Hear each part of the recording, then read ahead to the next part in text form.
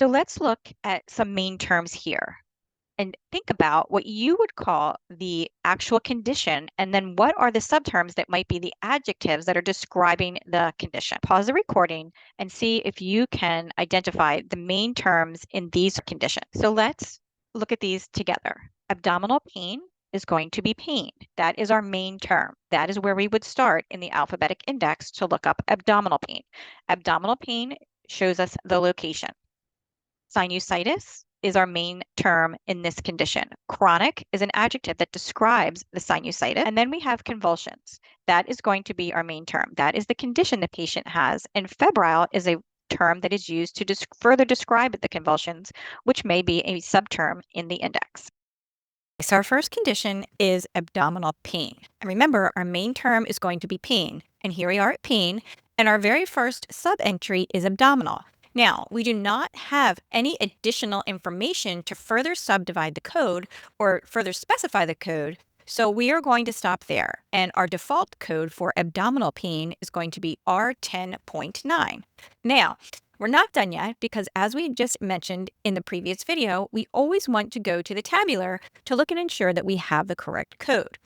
And you can see here that it's R10.9, and the R10.9 subcategory isn't further specified, meaning that there's no more digits required to fulfill the code assignment. So that is going to be our final code. That's the only documentation that we have. It's an unspecified abdominal pain. So R10.9 would be our correct code. Now, again, I'm going to remind you that this is just using this big, huge PDF document for our index and tabular. It's one of the reasons I highly recommend getting the code book because, again, it's much easier to maneuver and go through. But again, we can't take it into the CDIP exam. So we're just using this to kind of learn and understand. As you get further into CDI, you definitely want to get a code book. But for right now, we're just learning the basics, so we don't really need it, but I do recommend it if you want it for ease of use. Okay, so our next condition that we're going to look up is chronic sinusitis.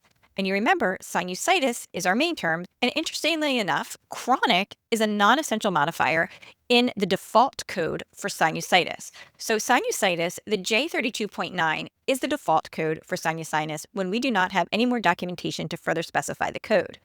As we will learn when we go through our conventions and guideline training, these parentheses are non-essential modifiers, which means that they are included in this default code whether they are present or not. So here you can see we don't have a sub-term for chronic to further specify the code because our chronic is a non-essential modifier, meaning that chronic sinusitis is also going to be coded to the J32.9, but we never want to stop there. We want to go to our tabular to confirm. So let's go to our tabular in J32.9, and you can see here that we have chronic sinusitis unspecified. And that's exactly what we have. We have a chronic sinusitis. It's not further specified as anything else. So J32.9 is going to be our correct code. Okay, our next and final code we're going to look up is febrile convulsions. And our main term is going to be convulsions. So here we are at convulsions. And then our default code is going to be R56.9. However, we have documentation that ours are febrile convulsions. Okay, so we see our subterm here is febrile convulsions.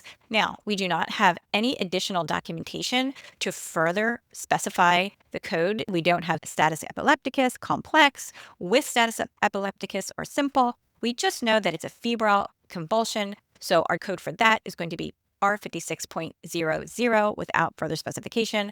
So we're going to go to R56.00 in the tabular to look there for final code assignment. And here we are at R56.00, simple febrile convulsions. Other entries are febrile convulsions NOS or febrile seizure NOS.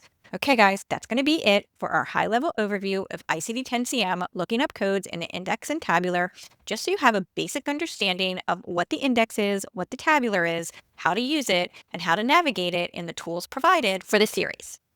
Next, we're moving on to the conventions, general coding guidelines, principal diagnosis guidelines,